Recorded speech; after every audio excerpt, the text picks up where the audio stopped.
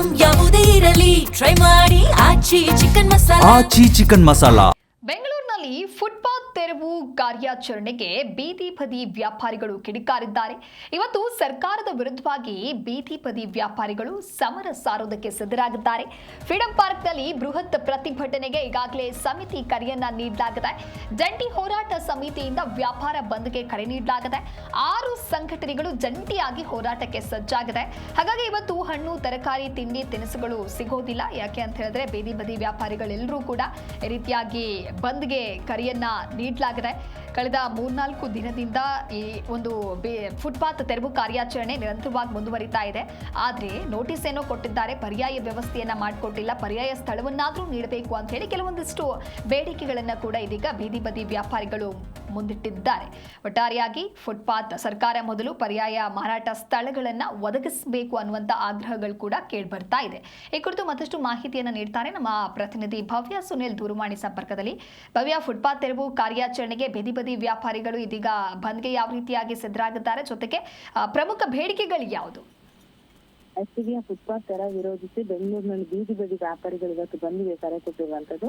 Freedom park ನಲ್ಲಿ ಸಾವಿರಾರು ಬೀದಿ ಬದಿ ವ್ಯಾಪಾರಿಗಳು ಬೃಹತ್ ಪ್ರತಿಭಟನೆಯಲ್ಲಿ ಭಾಗಿಯಾಗಲಿದ್ದಾರೆ.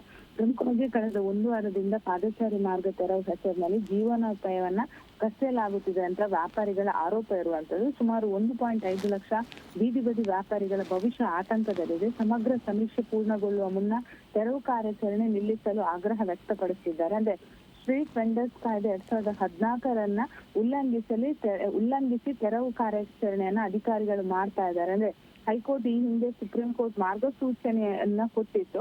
ಸೊ ಇದನ್ನ ಕೂಡ ಸರ್ಕಾರ ಉಲ್ಲಂಘನೆ ಮಾಡಿದೆ. ಈಗಾಗಲೇ ಗುರುತಿನ ಚೀಟಿ ವ್ಯಾಪಾರ ವಲಯ ಗುರುತಿಸದೆ ತೆರವು ಕಾರ್ಯಾಚರಣೆ ಮಾಡ್ತಾ ಇರೋದು ತೀವ್ರ ವಿರೋಧ ಕೂಡ ಕೇಳಿ ಬರ್ತಾ ಇರುವಂತದ್ದು. ಸುಮಾರು 80,000ಕ್ಕೂ ಹೆಚ್ಚು PM ಸ್ವನಿಧಿ ಫಲಾನುಭವಿಗಳ ಜೀವನೋಪಾಯಕ್ಕೆ ಇದೊಂದು ಸಂಕಷ್ಟ ಆಗಿದೆ. ಕೇವಲ 24,000 ವ್ಯಾಪಾರಿಗಳ ಸಮೀಕ್ಷೆ ಪೂರ್ಣವಾಗಿರುವಂತದ್ದು. ಉಳಿದವರ ಸ್ಥಿತಿ ಇನ್ನೂ ಕೂಡ ಅನಿಶ್ಚಿತವಾಗಿರುವಂತದ್ದು. ಅಂದ್ರೆ ಈಗಾಗಲೇ ಎಷ್ಟು ಮಂದಿ ವ್ಯಾಪಾರಗಳು ಇದ್ದಾರೆ ಅನ್ನೋದ್ರ ಬಗ್ಗೆ ಸಮೀಕ್ಷೆ ನಡೀತಾ ಇರುವಂತದ್ದು. ಸೊ ಸುಮಾರು 1.5 ಲಕ್ಷಕ್ಕೂ ಹೆಚ್ಚು ಜನ ವ್ಯಾಪಾರಿಗಳಿರುವಂತದ್ದು. ಆದ್ರೆ ಅದರಲ್ಲಿ 24,000 ಜನರ ಸಮೀಕ್ಷೆ ಪೂರ್ಣಗೊಂಡಿರುವಂತದ್ದು. ಸೊ 24,000 ಜನಕ್ಕೆ ವ್ಯಾಪಾರ ಮಾಡೋದಕ್ಕೆ ಅವರು ಪರ್ಮಿಷನ್ ಅನ್ನು ಕೊಟ್ಟಿದ್ದಾರೆ.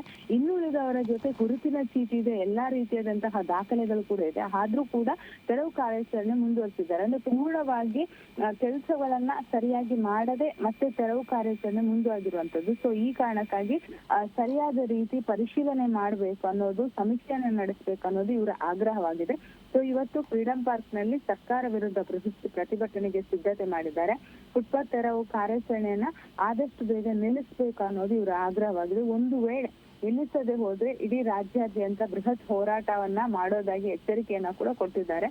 ಆದ್ರೆ ಕಳೆದ ನಾವು 2-3 ದಿವಸದಿಂದ ನೋಡ್ತಾ ಇರ್ಬೋದು, ನಿರಂತರವಾಗಿ ಪೂರ್ವ ಆಗಿರ್ಬೋದು, ಉತ್ತರ ಆಗಿರ್ಬೋದು, ದಕ್ಷಿಣ ಕ್ಷೇತ್ರದಲ್ಲಿ ಈಗಾಗಲೇ ತೆರವು ಕಾರ್ಯಾಚರಣೆ ನಡೀತಾ ಇದೆ. ಈಗಾಗಲೇ ವ್ಯಾಪಾರಸ್ಥರು ಬಹಳಷ್ಟು ಆಕ್ರೋಶವನ್ನು ಹೊರಹಾಕಿದ್ರು ಕೂಡ ಸರ್ಕಾರದ ಈಗಾಗಲೇ ಸಿಬ್ಬಂದಿಗಳು ಏನು ಸಚಿವರು ಕೊಟ್ಟಿದ್ದಾರೆ ಸೂಚನೆಯನ್ನ ಅದನ್ನ ಪಾಲಿಸ್ತಾ ಇದ್ದಾರೆ. ಬಟ್ ಈ ಹೋರಾಟ ಎಷ್ಟು ಮಟ್ಟಿಗೆ ಎಫೆಕ್ಟ್ ಕೊಡುತ್ತೆ ಅನ್ನೋದನ್ನ ಕಾದು ನೋಡ್ಬೇಕಾಗುತ್ತೆ. ಯಾಕಂದ್ರೆ ಈಗಾಗಲೇ ವ್ಯಾಪಾರಸ್ಥರ ಮುಖಂಡರುಗಳು ಕೂಡ ಮನವಿಯನ್ನ ಕೊಟ್ಟರು. ಹೈಕೋರ್ಟ್ಗೆ ರಿಟ್ ಅರ್ಜಿಯನ್ನ ಸಲ್ಲಿಕೆ ಮಾಡಿರುವಂತಹ ಕೆಲವೊಂದು ದಾಖಲಾತಿಗಳನ್ನ ತೋರಿಸಿದ್ರು ಕೂಡ ಫುಟ್ಪಾತ್ ತೆರವು ಕಾರ್ಯಾಚರಣೆ ಅನ್ನೋದನ್ನ ಸ್ಥಗಿತ ಮಾಡಿಲ್ಲ.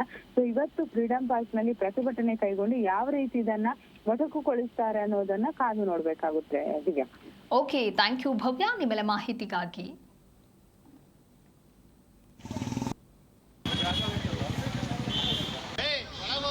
ಅನ್ನಪ್ಪ ನೀನು